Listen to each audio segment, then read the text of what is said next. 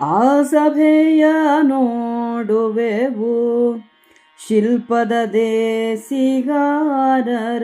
ಕೈಮೆಗಳು ಲೇಸೈಸಲೇ ಬೇರೇನು ಮಾನುಷ ದೈವ ಕೃತಿಯಂದು. ಈ ಸುಸಂಪ್ರಿಯ ನಮ್ಮಲುಂಟೆ ಲೇಸೆನುತ ನೃಪನೆದ್ದು ಕೈಗೊಡಲಾ ಸಭೆಗೆ ಧೃತರಾಷ್ಟ್ರ ಬಂದನು ಧರ್ಮ ಸುತ ಸಹಿತ. ಬಿಗಿದ ನೀಲದ ಸರಿಯ ನೆಲಗಟ್ಟುಗಳ ವೈಢೂರ್ಯದ ಮಣಿಭಿತ್ತಿಗಳ ವಜ್ರದ ವೇದಿಗಳ ವಿದ್ರುಮದ ಲೋವೆಗಳ ಝಗೆಯ ಲಹರಿಯ ಜಾಳಿಗೆಯ ಪಚ್ಚೆಗಳ ಪಾಗಾರದ ಸುರತ್ನಾಳಿಗಳೆಸೆದುದು ರಾಜಸಭೆ ತಕ್ರೋಶ ಮಾತ್ರದಲ್ಲಿ. ಕವಿದು ವರುಣಾಂಶುಗಳ ಲಹರಿಯ ಲವಣಿಲಾವಣಿಗೆಯಲಿ ನೀಲಚ್ಛವಿಯ ದೀಧಿತಿ ಜಳಪಿಸಿತು ದೆಸೆ ದೆಸೆಯ ಭಿತ್ತಿಗಳ. ತಿವಿದ ವೆಳ ಮುತ್ತುಗಳ ಚಂದ್ರಿಕೆ ಜವಳಿಸಿದ ಒಂದೊಂದನೌಕಿದ ಅವಿರಳಿತ ಮಣಿಕಿರಣ ವೇಣಿ ಬಂಧ ಬಂಧುರದಿ. ಅಲ್ಲಿ ವಿಮಳೋದ್ಯಾನ ವೀಧಿಗಳಲ್ಲಿ ತಾವರೆಗೊಳೆದ ರಚನೆಗಳಲ್ಲಿ ಹಂಸ ಮಯೂರ ಮಧುಕರ ಶುಕ ಪಿಕಾನೀಕ.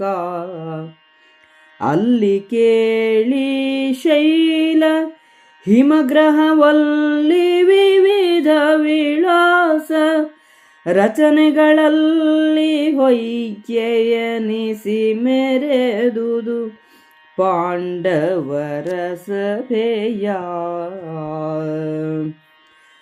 ಸ್ಥಳವನೇ ಜಲವೆಂದು ನಿರ್ಮಲ ಜಲವನೇ ಸ್ಥಳವೆಂದು ಬಾಗಿಲ ನೆಳಲ ಭಿತ್ತಿಯ ಹಾಯ್ದು ಬಾಗಿಲ ಭಿತ್ತಿಯಂದಿಳಿದು ಕಳವಳಿಸುವನೆ ಧರ್ಮ ಸುತ ನಾ ಕೊಳನನೇ ಕೊಳನೆಂದು ಬಾಗಿಲ ನೆಳಲ ಹೊಗಳುತ್ತ ಬಂದು ಹೊಕ್ಕನು ಬಹಳ ಚೌಕಿಗೆಯ. ಯುಧಿಷ್ಠಿರನು ಆ ಸಭೆಯನ್ನು ನೋಡೋಣ, ಈ ನಮ್ಮ ದೇಶದ ಶಿಲ್ಪಿಗಳ ಕೈಚಳಕ ಉತ್ತಮವಾದಂತಹುದು. ಇದು ದೇವನಿರ್ಮಿತ ಮನುಷ್ಯ ನಿರ್ಮಿತ ಎಂಬ ತಾರತಮ್ಯ ನಮ್ಮಲ್ಲಿಲ್ಲ, ಒಳ್ಳೆಯದು ಎನ್ನುತ್ತಾ ಎದ್ದು ಧೃತರಾಷ್ಟ್ರನನ್ನು ಎಬ್ಬಿಸಿದನು. ಅವನು ಯುಧಿಷ್ಠಿರನೊಡನೆ ಸಭೆಗೆ ಬಂದನು. ಆ ಸಭೆಗೆ ನೀಲದ ಸರಿಯ ನೆಲಗಟ್ಟು, ವೈಢೂರ್ಯದಿಂದ ಮಾಡಿದ ಗೋಡೆಗಳು, ವಜ್ರದ ಜಗುಲಿಗಳು, ಹವಳದ ಸೂರಿನ ಚೌಕಟ್ಟು, ಹೊಳೆಯುವ ಜಾಲಂಧ್ರಗಳು, ಪಚ್ಚೆಗಳಿಂದ ಮಾಡಿದ ಪಾಗಾರಗಳೂ ಇದ್ದವು. ರತ್ನಗಳ ಹೊಳಪು ಎಲ್ಲೆಲ್ಲೂ ತುಂಬಿರಲು ಕ್ರೋಶ ವಿಸ್ತಾರದ ಆ ಸಭೆಯು ರಂಜಿಸಿತು. ಕ್ರೋಶ ಎಂದರೆ ಒಂದು ಅಳತೆ, 3 ಮೈಲು 5 ಕಿಲೋಮೀಟರ್ ಎಂದು. ನಸುಗೆಂಪು ಬೆಳಕಿನ ಶೋಭೆಯು ಒಂದು ಕಡೆ, ನೀಲವರ್ಣದ ಬೆಳಕಿನ ಮೊತ್ತ ಇನ್ನೊಂದೆಡೆ ಸೇರಿ ಗೋಡೆಗಳನ್ನು ಬೆಳಗುತ್ತಿತ್ತು. ಮುತ್ತುಗಳ ಕಾಂತಿಯ ಬೆಳದಿಂಗಳು ಇನ್ನೊಂದು ಕಡೆ. ಇವು 3 ಜಡೆಯ ಕೂದಲುಗಳಂತೆ ಬೆರೆತು ಸಭೆ ಪ್ರಕಾಶಮಾನವಾಗಿತ್ತು. ಆ ಸಭಾಭವನದಲ್ಲಿ ಉದ್ಯಾನವನಗಳು, ಬೀದಿಗಳು, ತಾವರೆಕೊಳಗಳು, ಹಂಸ, ನವಿಲು, ದುಂಬಿ, ಗಿಳಿ, ಕೋಗಿಲೆಗಳು, ಅಲ್ಲಿ ಕ್ರೀಡಾಶೈಲ, ಹಿಮಗ್ರಹ ಇತ್ಯಾದಿ ವಿವಿಧ ರಚನೆಗಳಿದ್ದವು. ಆ ಸಭಾಭವನವು ಪಾಂಡವರ ಸಭೆಗೆ ಸರಿಸಾಟಿಯಾಗಿತ್ತು. ನೆಲವನ್ನು ನೀರೆಂದು, ನೀರನ್ನು ನೆಲವೆಂದು, ಬಾಗಿಲಿನ ಪ್ರತಿಬಿಂಬವನ್ನು ಡಿಕ್ಕಿ ಹೊಡೆದು ಬಾಗಿಲನ್ನು ಗೋಡೆಯೆಂದು ತಿಳಿದು ಧರ್ಮರಾಯನು ನಗೆಗೀಡಾಗುವನೇ? ಅವನು ಕೊಳವನ್ನು ಕೊಳವೇ ಎಂದು ಬಾಗಿಲ ಪ್ರತಿಬಿಂಬದ ಶಿಲ್ಪ ರಚನಾ ಕೌಶಲ್ಯವನ್ನು ಹೊಗಳುತ್ತಾ ಸಭಾಭವನದ ಒಳಚೌಕಿಗೆ ಬಂದನು.